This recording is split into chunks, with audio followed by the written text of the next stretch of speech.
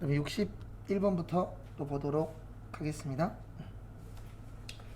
61번은 지금까지 한 번 나왔었는데 이거는 둘 중에 하나밖에 방법이 없어요. 찍던가 외우던가인데 솔직히 외우는 걸 권장드리진 않습니다. 근데 그 이유는 딴 게 아니고요. 우리 이거 아니어도 외울 거 많아요. 적어요?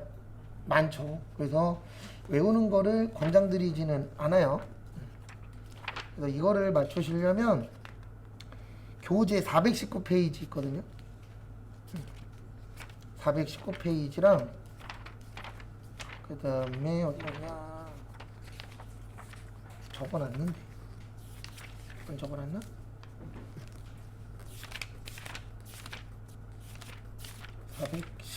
(419페이지랑) 잠시만요, 하나 더 있는데 세무책이요. 네, 아니구나. 61번이죠. 엉뚱한 얘기하고 있네. 딴 얘기했어요. 저건 다음에 설명드릴게요. 요 파트가 아니에요. 죄송합니다. 손익계산서죠. 요거는 둘 중에 하나를 기억하셔야 돼요. 외우시든가 아니면은 여기 들어가시면 돼요. 프로그램에 정기분 어디요? 손익계산서. 그래서 앞에 보시면 손익계산서는 일정 기간의 뭐죠? 기업의 경영성과죠. 그래서 순서는 이렇게 되어 있어요. 어떻게 되어 있냐면 매출액에서 매출원가 빼면 매출총액, 판매비와 관리비 빼면 영업이, 그 다음에 영업에 더하고 영업에 빼면 법인세 비용, 차감전, 순익. 여기에서 법인세 비용 빼면 당기순이익인데 외우지 마세요. 이런 거 외울 시간에 제가 수업 시간에 이거 외웠죠 해서 기억 안 나는 거 외우세요. 그게 더 효율적입니다. 왜냐면 이런 거 저희 시험에 자주 나와요, 안 나와요? 자주 안 나와요. 그래서 정답은 1번이에요. 여기 보시면 법인세 비용, 차감전, 순이익 할 때 영업외도 계산하잖아요. 근데 거기에는 영업에는 계산한다, 안 한다? 안 한다라고 되어 있죠. 그래서 정답은 1번.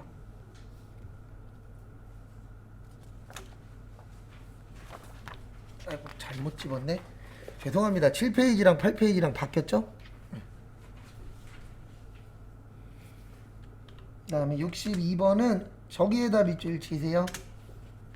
실제 물량 흐름과 일치. 그래서 우리 실제 회사에서 무슨 법 많이 써요? 선입, 선출법 많이 씁니다. 그래서 정답은 2번. 그래서 이거 실제 물량 흐름과 일치 나오면 무슨 법이라고요? 선입, 선출법이요. 그 다음에 두 번째 보시면 저기에다가 밑줄 치세요. 어디에다 밑줄 치시냐면은 기말재고자산. 무슨 재고자산이요? 기말재고자산. 우리 이거 있었잖아요. 물가 상승 시에 매출 원가만 후입이 크고 그 다음에 나머지는 누가 크다고요? 선입선출법.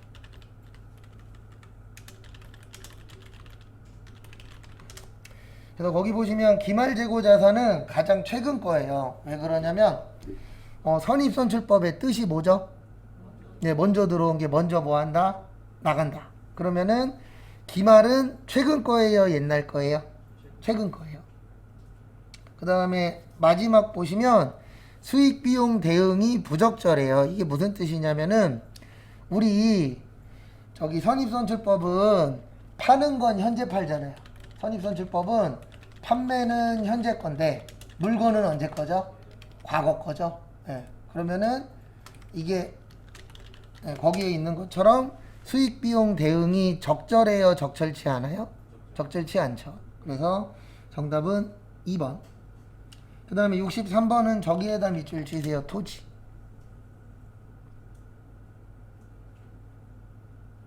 토지에다가 밑줄 치시고요. 그래서 토지는 이렇게 됩니다. 3천만원에 370에 요게 키포인트예요. 매각대금은 빼셔야 돼요. 그 다음에 취득세, 등록세, 그 다음에 재산세는 들어오시면 안 돼요. 왜 그러냐면 재산세랑 자동차세랑 회비는 뭘로 처리한다 그랬죠?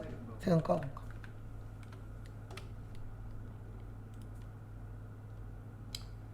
그래서 거기 보시면 3,000에 370에 그 다음에 아이고 맞구나.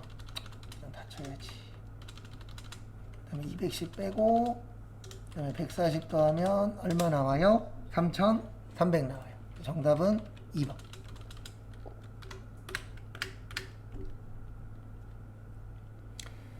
그 다음에 64번은 제가 단기매매증권으로 먼저 보여드릴 거예요. 네, 뭘로 보여줄 거라고요? 단기매매증권. 그러면 여러분들은 매도가능증권으로 풀어보세요. 그래서 단기매매증권 취득할 때 200 주고 샀대요. 얼마 주고 샀대요? 200. 그러면 차변에 단기매매증권 200. 그 다음에 대변에 현금 줬다라고 볼게요. 그냥. 그 다음에 2004년도에 얼마가 되셨죠? 여기 보시면 2004년도에 얼마가 되셨어요? 네, 190만 원이 됐어요. 얼마가 됐어요? 190. 올랐어요? 떨어졌어요? 떨어졌죠? 그러면 차변의 단기매매증권 평가 손실 10만 원. 대변의 단기매매증권 얼마요? 10만 원. 그 다음에 이제 마지막으로 몇 년도 가세요? 2005년. 얼마가 됐죠? 네, 올랐어요? 떨어졌어요? 올랐죠. 그래서 분계는 이렇게 됩니다. 어떻게 되냐면은 차변의 단기매매증권 얼마 올랐다? 20만 원. 단기매매증권 평가 이익 얼마요? 20. 그리고 이 정도는 할 줄 알아야 돼요. 지금 이거 안 되시는 분들은 연습 좀 하시고.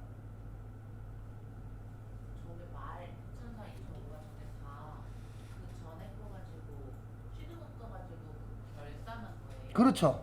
왜냐면 공정가액이란 거기 써 있잖아요. 2004년 뭐요? 말.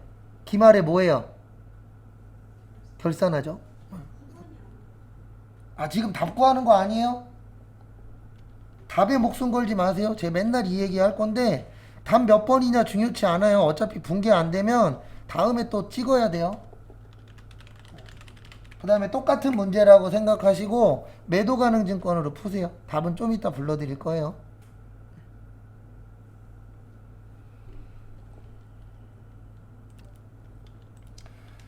사는 건 똑같아요. 거기 보시면 얼마 주고 샀다고요? 네, 200 주고 샀죠? 그래서 매도 가능 증권 200. 현금 얼마요? 200. 그 다음에 2004년도에 보시면 거기 보시면 얼마가 됐죠? 190이 됐죠. 여기까지는 쉬워요. 매도 가능 증권 평가 손실. 왜 손해예요? 네, 10만 원만큼 떨어졌잖아요. 떨어지면은 좋은 거예요, 나쁜 거예요? 나쁜 거예요. 그래서 매도 가능 증권 평가 손실 매도 가능 증권 10만 원. 그 다음에 2005년도 거기 보시면 2005년 보시면 얼마 올랐죠? 네, 20만 원 올랐죠. 얼마 올랐어요? 20만 원. 그러면 매도 가능 증권 얼마요? 20만 원. 그 다음에 대변에 이렇게 처리하는 겁니다. 대변에 매도 가능 증권 평가 손실 10. 그 다음에 매도 가능 증권 평가 이익 얼마요? 10만 원. 어차피 이거 안 되면 시험장 가서 찍을 확률이 올라가요. 그러니까 안 되면 안 되는 대로 연습 좀 하십시오. 저도 이제 이 얘기 다음 주부터는 안 할 건데 이런 분들이 있어요. 안 하고 합격하고 싶어. 불가능합니다. 요즘 제가 제일 많이 느끼는 것 중에 하나가 그거예요. 여러분들이 해당된다라는 게 아니라 이거는 저만 느끼는 게 아니라 강의하시는 분들 다 똑같이 느껴요. 뭘 느끼냐면 과거보다 공부하기는 싫어. 근데 자격증은 따고 싶어. 그러니까 뭐하고 똑같냐면 일하기는 싫어. 근데 돈은 쓰고 싶어. 그럼 뭐가 있어야 돼요? 돈이 있어야 되잖아요. 그러면 일을 해야 되잖아요. 근데 왜 그런 생각하는지는 이해는 해요. 근데 그런 거 없어요. 그런 거 있으면 같이 해요. 저도 일하기 싫어요. 아직 설명 안 했어요. 네, 답만 쓴 거예요. 이거 시험에 나와요, 가끔씩. 네, 쉬운 문제 절대 아니에요. 난이도로는 상급이에요. 이거를 이해하시려면 요걸 알아야 돼요. 자본은 무슨 처리? 상계 처리. 그리고 모르겠으면 제발 부탁인데 이것 좀 하고 질문하세요. 컨트롤 F. 매도 가능 증권 무슨 손실이요? 평가 손실. 치면 여기 뭐라고 나와요? 기타 포괄 나오죠? 기타 포괄은 뭐예요? 자본이에요. 저한테 오면 꼭 뭐라고 얘기하는지 아세요? 매도 가능 증권 평가 손실 비용인데 왜 이렇게 처리하냐고. 모를 순 있어요. 그러면 본인이 확인은 해봐야죠. 이게 자본이에요. 자본은 뭐라고요? 상계 처리. 그래서 상계 처리의 뜻이 뭐냐면 이게 상계 처리예요. 여기에서 손해 얼마 받죠? 10만 원 받죠. 그 다음에 여기에서 이익 얼마 났죠? 20만 원 났죠. 그러면 손해에서 이익 빼면 이익 얼마예요? 10만 원. 그래서 이익이 얼마만 나와야 돼요? 10만 원이 나와야 돼요. 근데 이익이 10만 원만 나오는 이유는 딴 것 때문이 아니고 기존에 손해본 거 얼마 있었죠? 10만 원 있었죠? 요렇게 서로 빼주는 걸 무슨 처리라 그런다고요? 상계 처리라고 해요.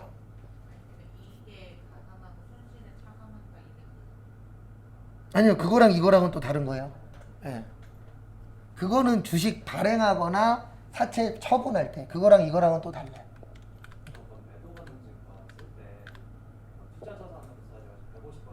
그렇죠. 근데 이거는 따로 연습할 거예요. 근데 그렇죠. 그 다음에 넘어오세요. 정답은 4번이에요. 왜 4번이냐면 아까도 썼는데 단기매매증권 평가손익은 영업 뭐예요? 왜예요? 그 다음에 또 다음 거 보시면은요. 다음 것도 보시면 65번 예, 저거 좀 고칠게요. 죄송합니다. 안 고쳐놔서 65번에 보시면 대차대조표라고 되어 있는데 대차대조표 지금 뭐라 그래요? 예, 재무상태표라 그래요. 근데 알고는 계십시오. 왜냐면 최근에도 한번 느꼈는데 그 TV 프로였나 유튜브였나 블로그였나 뭔가를 보고 있는데 좀 나이가 좀 있으신 분이 나오셔서 이제 막 이것저것 토론을 하는 프로였어요.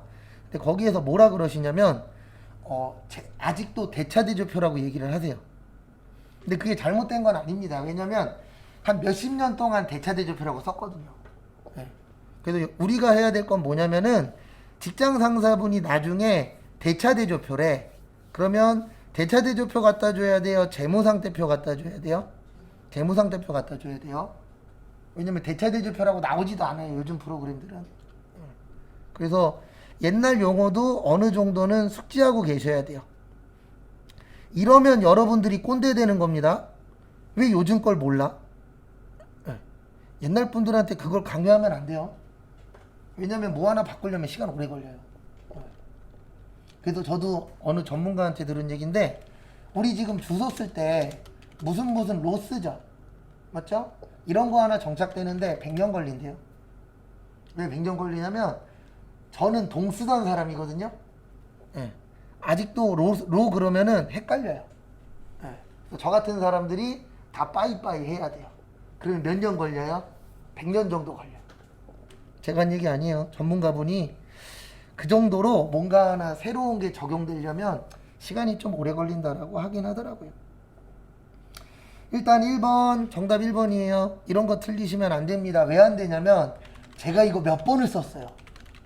주식발행소 곱하기 액면가. 처음 봐요? 아니죠.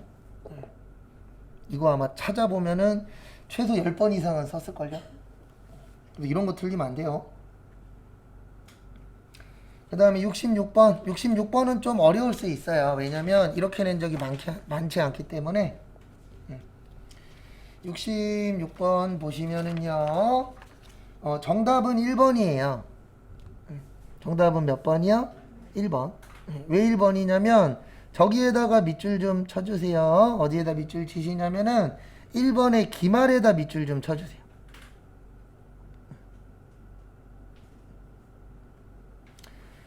우리 다른 거는 몰라도 요거는 이해하셔야 됩니다. 거기 기말이라고 써 있는 게 두 개 있어요. 몇 개 있어요? 두 개. 3만원하고 얼마 있죠? 4만원. 더하면 얼마예요?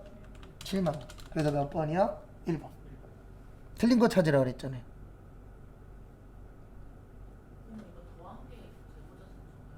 그렇죠. 기말 두 개 있잖아요. 5만원 어떻게 나와요? 없죠. 네. 그래서 정답 몇 번이요? 1번. 그 다음에 2번. 2번은 거기 제일 밑에 거 구해야 돼요. 어디 거 구해야 돼요? 제일 밑에 거. 우리 단기총 제조원가 어떻게 구하죠? 네, 단기총 제조원가는 재료비, 노무비, 경비, 네, 그 다음에 간접비. 이렇게 더한 걸 뭐라 그래요? 단기총 제조원가라고 해요. 그래서 구할 겁니다. 그래서 앞에 보시면은 거기 보시면 재료비가 14만원, 노무비가 18만원, 경비가 15만원. 그래서 다 더하면은 47만원 나와요. 그래서 2번 틀린, 3번도 맞은 거예요. 47만원. 거기 써있죠? 47만원이라고. 그 다음에, 우리 제공품에서 기초제공품 단기총 제조원가, 그 다음에 단기제품 제조원가, 그 다음에 뭐요? 기말제공품. 제가 새로운 거 한 얘기 없어요. 이거 다 우리 봤었던 겁니다. 그래서 거기 보시면 기초제공품 얼마래요? 예, 2만원. 총 좀 전에 구했죠. 47만원. 기말 얼마예요? 4만원. 제가 맨날 하는 얘기 있죠? 차변과 대변 어때야 된다? 같아야 된다. 그러면 45만원. 그래서 2번 맞아요. 왜냐면 마지막 게 단기제품 제조원가거든요. 그래서 거기 4번도 맞아요? 틀려요? 맞아요. 그래서 정답은 몇 번이요? 1번.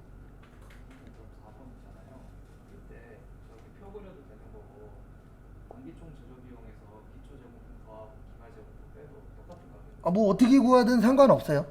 예. 이거 뭐 어떤 분들은 공식으로 하시고 어떤 분은 T자로 하시고 그건 본인 편한 방법으로 하면 돼요. 예. 꼭 이렇게 해야 된다는 없어요. 그 다음에 67번. 67번은 좀 헷갈리실 수 있습니다. 저기에다 밑줄 치세요. 간접 노무비. 그리고 제가 이 말은 진짜 많이 할 거예요. 지금 몇 번에다 신경 쓸 필요 있어요? 없어요? 없어요. 네. 지금 중요한 건 이거예요. 얘가 필요해. 기억 나냐 안 나냐 이게 중요한 거예요. 지금은. 단기총 제조원가가 필요해. 기억 안 나. 그러면 시험 때도 기억 안 날 확률이 어때요? 높아요. 그래서 간접 노무비에다 밑줄 치시고 우리 제조 간접비 어떻게 구하죠? 간접 재료비 더하기 간접 노무비 더하기 간접 뭐요? 제조 경비. 그래서 간접비들 다 합친 걸 뭐라 그래요? 제조 간접비라고 한다라고 일단 요게 먼저 기억이 나셔야 돼요. 그래야 맞출 수 있으니까. 그 다음에 두 번째, 네, T자. 우리 제공품 구할 때 간접비 어느 변에 있어요? 차변에 있죠? 그래서 정답 몇 번이요? 3번. 제조간접비 계정 어느 변? 차변. 쉬운 문제 아니에요, 이런 것들은. 제가 설명드릴 때 쉬운 문제는 이게 쉬운 거예요. 그냥 외우기만 하면 맞출 수 있는 거. 근데 얘는 외운 거에다가 플러스 뭐를 해야 돼요? 응용을 좀 할 줄 아셔야 돼요. 그 다음에 68번 저기에다 밑줄 치세요. 배부. 그래서 일단 요게 기억나셔야 됩니다. 보조부문 배부 방법에 몇 가지 있죠? 세 가지. 그래서 직접 배부법, 단계 배부법, 상호 배부법. 근데 안타깝게도 거기에 세 개 다 써 있죠. 네. 그러니까 기억 안 나도 돼요. 지금 문제는. 그 다음에 이제 두 번째로 중요한 게 뭐냐면 우리 직접 배부법은 보조부문 상호 간의 용역소수 관계가 뭐 할 때? 중요하지 않을 때. 중요하지 않으면 할 필요 있다 없다? 없다. 그 다음에 두 번째 단계 배부법 배부 순서를 정하자. 직접 배부와 상호 배부의 무슨 단계? 절충. 상호 가장 정확. 계산은 복잡. 그래서 요걸 가지고 하시면 좀 도움이 되실 거예요. 저기에다 밑줄 치세요. 일정 부분 이상.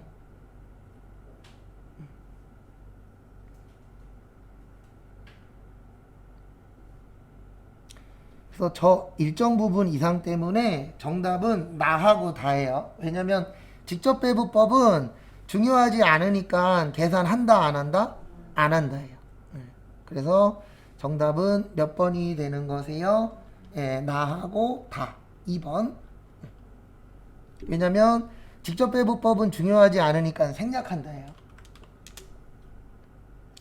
그 다음에 69번은 저기에다가 밑줄 좀 쳐주세요. 개별. 그래서 우리 개별 원가 계산은 비싼 거, 종합 원가 계산은 싼 거. 근데 솔직히 이 문제는 이거랑은 관련은 없어요. 그래서 거기 보시면 저기에다가 밑줄 치세요. 어디에다 밑줄 치시냐면은 저기 실제 배부, 예정 배부. 실제 배부랑 무슨 배부요? 예정 배부. 우리 실제하고 예정은 다 이거 관련된 문제예요. 제조 간접비. 왜 그러냐면 일반적으로 간접비들은 빨리 나온다, 늦게 나온다? 늦게 나와요. 왜 그러냐면 간접비는 혼자 쓴 거예요, 같이 쓴 거예요? 같이 썼으니까 뭐를 해줘야 되죠? 배부해줘야 돼요. 혼자 쓴 거는 배부할 필요가 없어요. 왜냐면 혼자 다 가지면 되니까. 그 다음에 그래서 1번 맞아요. 그 다음에 정답 그 다음에 2번 틀렸어요. 왜 그러냐면 요렇게 기억하시면 됩니다. 어떻게 기억하시냐면 제가 계속 똑같은 얘기하고 있는데 항상 기준은 누구 기준? 그래서 거기가 2번이 맞으려면 예정 배부 기준이 아니고요. 실제 배부 기준이라고 나와야 돼요. 왜냐면 항상 기준은 누구니까? 실제니까. 요거 잘 기억하고 계시면 찍을 때 도움이 돼요. 기준이라고 나오면 앞에 뭐가 붙어야 돼요? 실제가 붙어야 돼요. 그렇게만 기억하셔도 한 문제 더 맞을 수 있어요.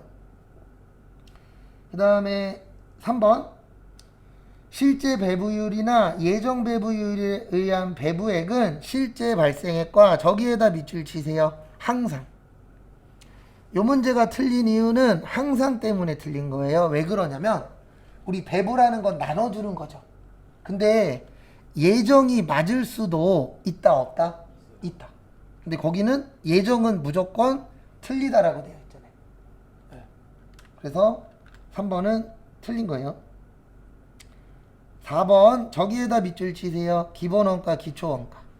그리고 앞에 잠시만 봐주십시오. 그래서 앞에 보시면 우리 기초원가 또는 기본원가는 재료비, 노무비죠.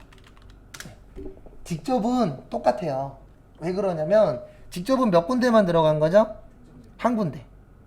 그러면 한 군데만 들어갔기 때문에 금액이 바뀔 일이 있어요, 없어요? 없어요. 근데 간접비는 바뀝니다. 왜 그러냐면 혼자 썼어요, 같이 썼어요? 같이 썼죠. 그러면 같이 쓴 거는 나눠줘야 되는데 우리가 나누는 게 100% 정확할까요? 틀릴 경우도 있을까요? 당연히 틀릴 경우도 있어요. 왜냐면 간단하게 여러분들 만약에 빵이 하나 있어요. 뭐가 하나 있어요? 빵 빵 정확하게 반으로 자를 수 있어요? 없죠. 자르다 보면은 한쪽이 조금 더 잘라질 때도 있죠. 맞죠? 그래서 항상 배부할 때 저는 저게 생각나요. 쌍쌍바라고. 반으로 자르는데 반으로 잘 안 쪼개지잖아요. 간혹가다 한쪽이 더 크게 잘라지. 그렇죠. 근데 어쩔 수 없어요. 돈 문제 때문에. 그래도 요즘에 식당 갈 때도 조심하래잖아요. 옛날에는 150g에 15,000원. 근데 지금은 120g에 14,000원. 뭐 이런 식으로 그람수 갖고 장난치는 데들도 있어요, 없어요? 있어요. 근데 어쩔 수 없어요. 왜 그러냐면 물가가 비싸니까. 재료비 풀고 농업비 가나다 푼 거 있잖아요. 네. 그 기말재고자산 가액 확인하려면 손익계산서에 들어가요. 아니죠. 기말은 무조건 재무상태표. 손익계산서 가면은 안 돼요. 우리 이거 외웠잖아요. 재무상태표, 원가명세서, 손익계산서, 잉여금 처분계산서, 재무상태표. 그래서 우리 이거 외울 때 기말은 항상 어디였어요? 네. 그래서 기말이 궁금하면 여기로 가야 돼요. 재무상태표. 왜냐면 손익계산서에 가시면 일부밖에 없어요. 그 다음에 70번은 저기에다가 밑줄 치세요. 원가. 처음 푸는 문제입니다. 원가는. 우리 거의 뭐만 구했죠? 완성품, 환산량만 구했어요. 그래서 선입선출법 공식은 이렇게 됩니다. 말 곱하기 1 플러스 말 마이너스 초분의 뭐야? 당. 그래서 공식 같은 거 잘 숙지하시고, 그 다음에 앞에 보시면은요, 여기에 이 문구가 없어요. 어떤 문구가 없냐면은요, 지금 푸는 문제에 재료비는 전량 투입, 가공비는 균등 발생. 있어요, 없어요? 없죠. 없으면 균등 발생이에요.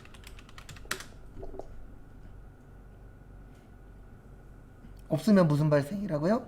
균등 발생으로 보라고 되어 있어요.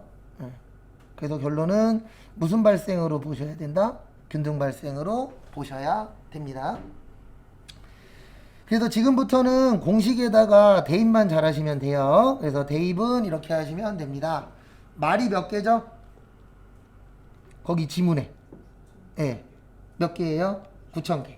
근데 아무 말 없으면 뭐라고요? 네, 균등이에요. 그래서 9,000개 곱하기 몇 프로? 80%. 그 다음에 그러니까 공식을 못 외우면 계산 문제 못 풉니다. 그 다음에 앞에 보세요. 여기 보시면은 그 다음에 뭐예요? 완이죠. 뭐예요? 완. 거기에서 완 찾아보세요. 완 몇 개? 26,000개. 그래서 26,000개 쓰시고, 그 다음에 말은 9,000개에 몇 프로? 80%. 왜 80% 해주셔야 돼요? 아무 말도 없으면 무슨 발생이라고요? 균등 발생이에요. 그래서 요거 꼭 곱해 주셔야 됩니다. 그 다음에 빼기 초 5,000개에 몇 프로? 30%. 그 다음에 마지막이 뭐죠? 당이죠. 뭐예요? 당. 당은 뭐냐면 여기는 돈이에요. 마지막. 그래서 거기 마지막에 63만 얼마 있죠? 4,000원. 그래서 이렇게 곱해 주시면 끝인데, 앞에 보세요.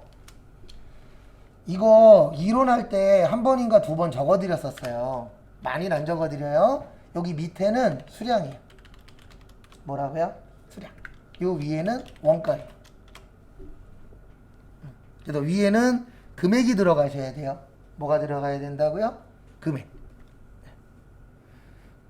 그리고 헷갈렸어. 다시 하면 돼요. 아직 시간이 있습니다. 평균법도 위에는 원가고 그렇죠. 똑같아요. 넣는 거는. 위에는 무조건 원가고 밑에는 수량. 그렇죠. 무조건이에요. 그래서 우리 밑에만 쓸 때 완성품 무슨 양이죠? 환산 양이잖아요. 네, 양이 뭐예요? 수량. 그렇게 연결하시면 돼요.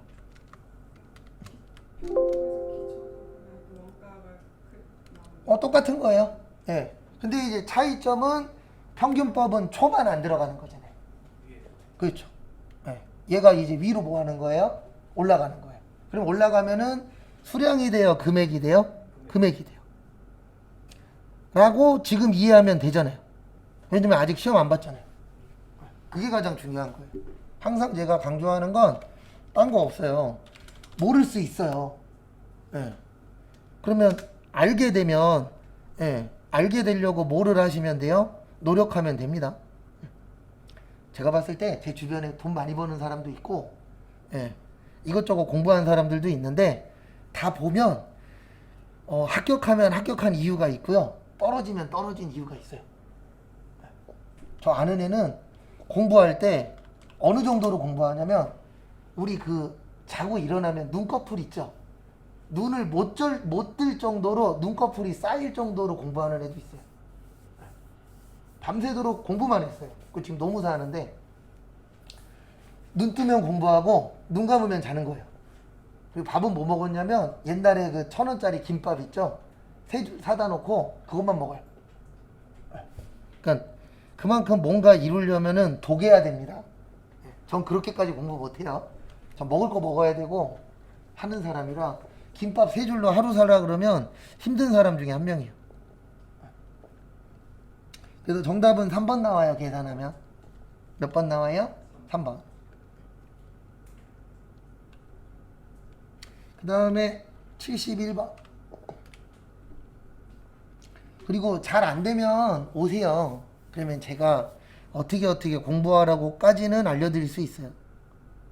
근데 여기에서 말하는 잘 안 되면의 뜻은 이게 잘 안 되는 겁니다. 뭐가 안 되냐면 이제 저희 다다음 주부터 기출문제 풀 거거든요. 아마 요속도로 나가면. 근데 기출문제 푸는데 50점이 안 돼. 그러면 오세요. 근데 60점은 나와. 그러면 그건 본인이 할 겁니다. 왜 그러냐면 제가 60점까지는 만들어 드릴 수 있어요. 근데 6에서 7 만드는 건 본인의 노력이에요.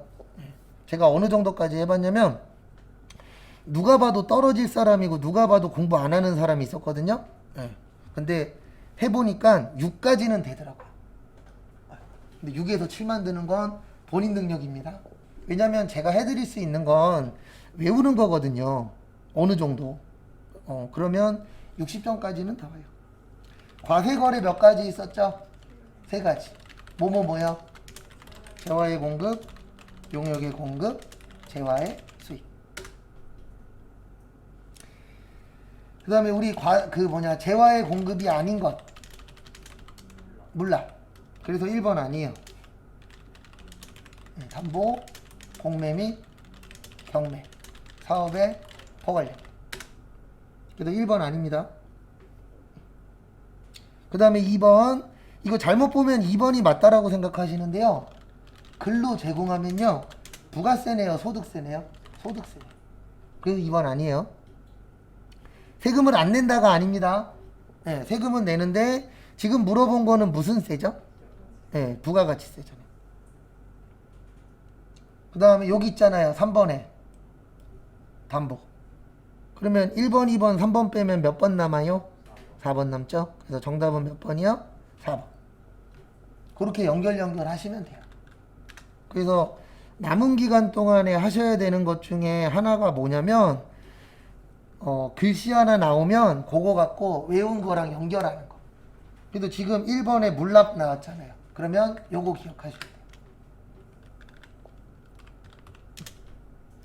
그 다음에 72번 저기에다 밑줄 치세요. 조기완급. 무슨 완급이요? 조기완급. 그리고 앞에 봐주세요. 조기완급의 뜻. 돌려주는데 어떻게 돌려주겠다? 빨리 돌려주겠다. 그걸 무슨 환급이라고 해요? 조기환급이라고 표현을 합니다. 그래서 환급에는 2가지가 있어요. 일반 환급하고 조기환급. 그래서 일반은 30일, 조기는 며칠이요? 15일. 또 조기환급을 받으시려면 2가지여야 돼요. 대표적으로 수출하거나 시설 설비에 투자하거나.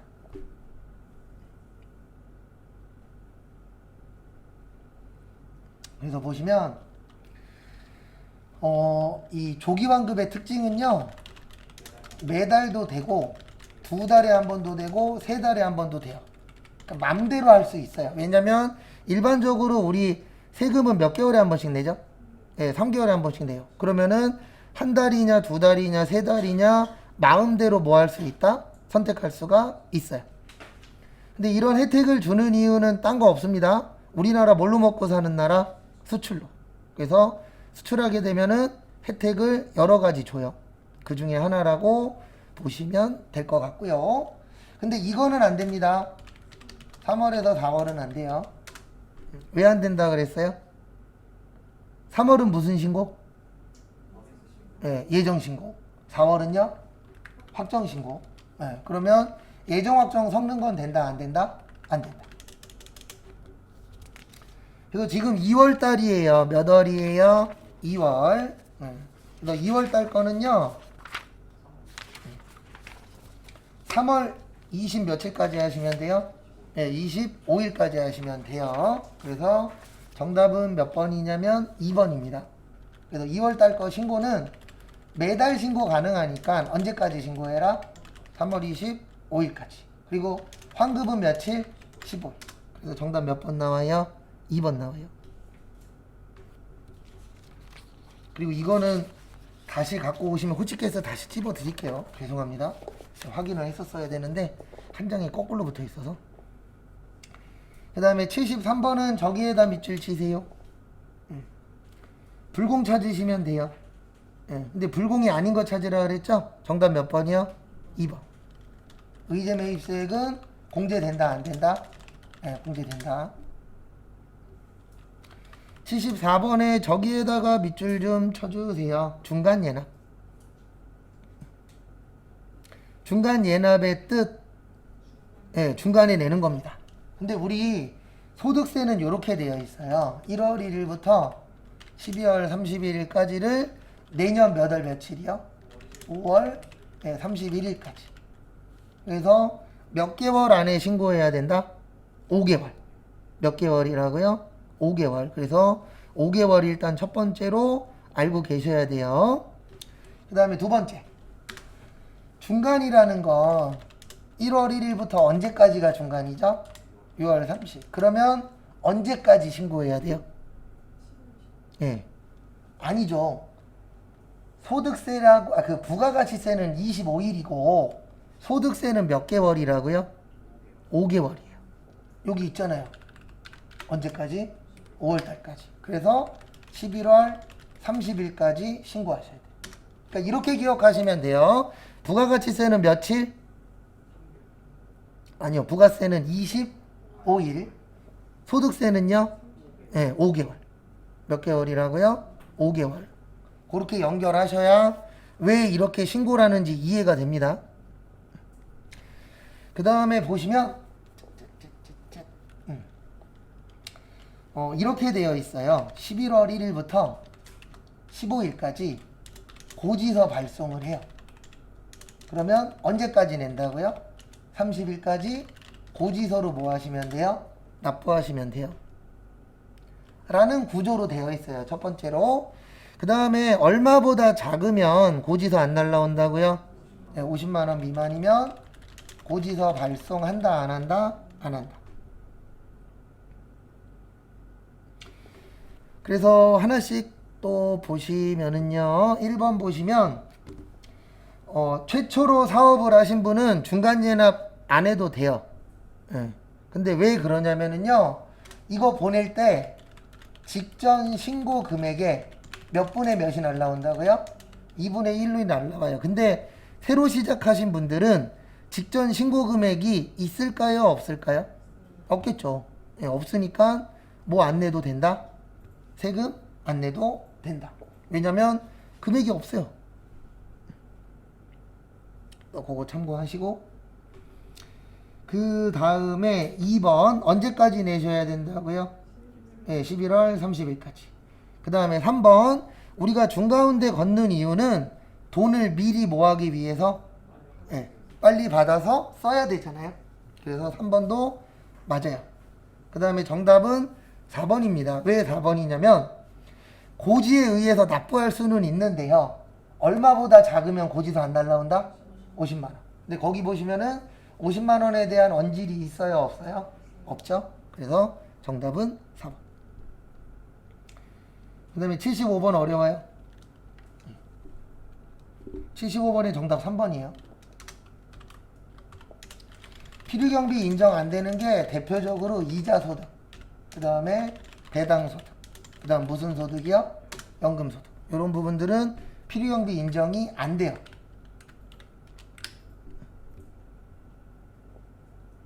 그리고 숙제 하나 있어요. 76번부터 몇 번까지?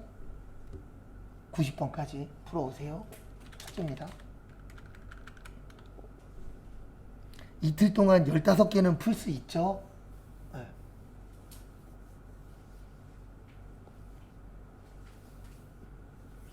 앞에 보세요. 네.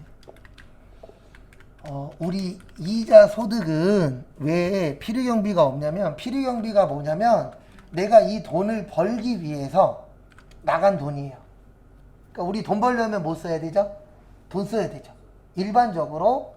근데 이자는 그냥 은행에다가 뭐만 하면 되죠? 넣어놓기만 하면 되죠.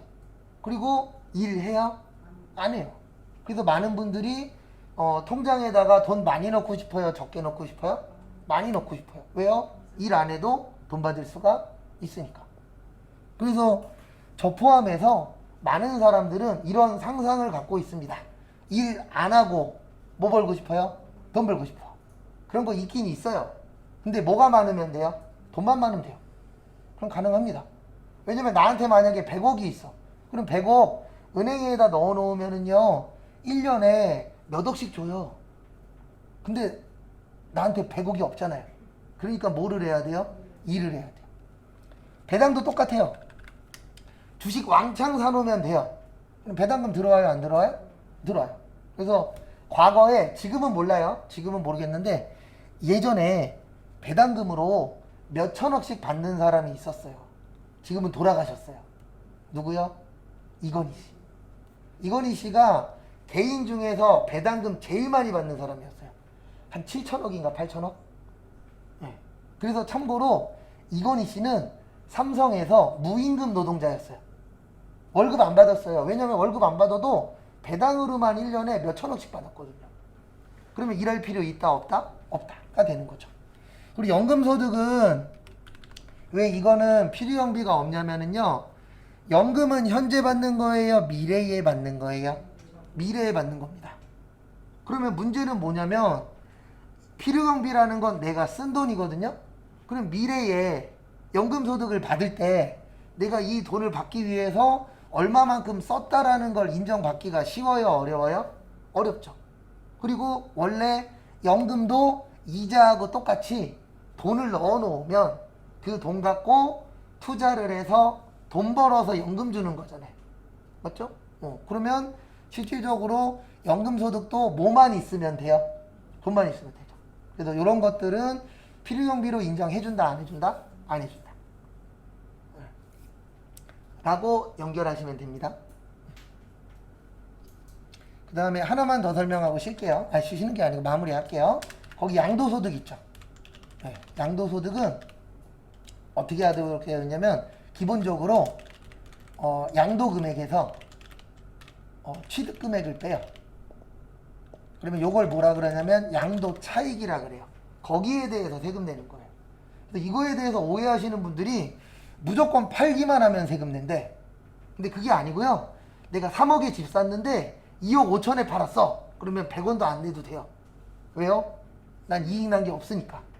그래서 기본적으로 양도소득을 내고 싶으면 비싸게 팔아야 돼요. 첫 번째. 그 다음에 두 번째. 우리나라에서 일반적으로 몇 년 이상 살면 되죠? 아니요. 그거는 저거고. 거주자고. 3년. 3년만 거주하시면 10억 이상 비싸게 팔아도요 100원도 안 내요. 그렇죠. 양도소득세를 안 내려면 실거주 기간이라는 게 있어요. 그게 일반적으로 3년 정도 돼요. 그래서 그 실거주 기간을 채우시면은 100원도 안 내요.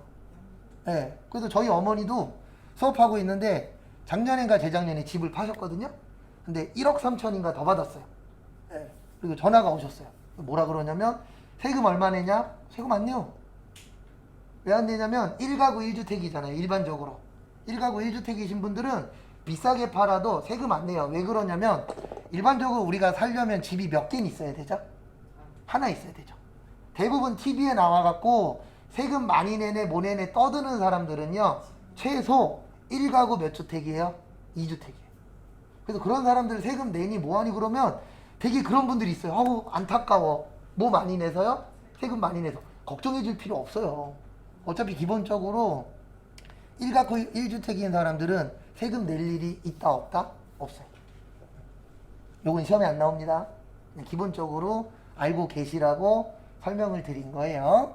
그 다음에 마무리하시고 76번부터 90번까지는 숙제입니다. 참고하시고요.